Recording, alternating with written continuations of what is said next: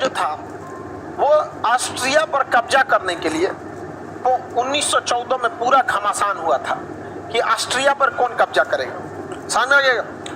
Austria पर इस युद्ध चारों ओर से युद्ध मंडरा रहा था और ऑस्ट्रिया का एक ही व्यक्ति था जो इस युद्ध को टाल सकता था, जिसका नाम था फर्डिनेंड।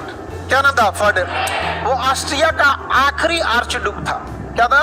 आखिरी आर्चडुक उसे कहते हैं जो राजा के खानदान का व्यक्ति हो, क्योंकि पहले कहा जाता था कि राजा के खानदान का ही व्यक्ति क्या बनेगा? राजा के खानदान का ही व्यक्ति क्या बनेगा? तो फर्डिनेंड ऑस्ट्रिया का आखिरी आर्चडुक था। वही था जो इस युद्ध को टाल सकता था। वो गया बोस्निया की राजधानी सेरेजेवो में। कहाँ गया? बोस्निया के सेरेजेवो में। उसे यह सोचकर गोली मारी गई कि अगर हम फर्डिनेंड को गोली मार देते हैं तो प्रथम विश्व युद्ध टल जाएगा।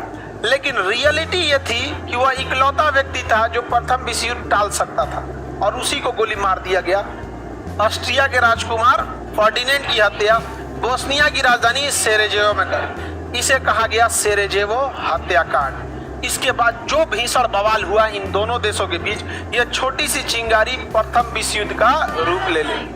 इसलिए एक देश के जब दूसरे देश में जाते हैं देखते हैं बहुत हाई सिक्योरिटी रहता है, मरा जाएगा दिक्कतें हो जाएगा वहां पर। प्रथम विश्व युद्ध झेल चुके हैं लोग एक राजा का मरेला के चक्कर में। समझ में आ गया कि नहीं आ गया? अब ट्रंप आ गया, चाइना मरा गया, तो फिर अमेरिका छोड़ेगा? हाँ, तबाह कर देगा उनको पूरी तरह से।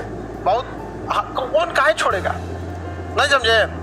अब हम मोदी जी चल गए थे जब चुनाव हुआ था, तो अचानक पाकिस्तान और नवाज शरीफ के पोती की बेटी क्या था, हाँ उसकी पोती की शादी में चल गए थे।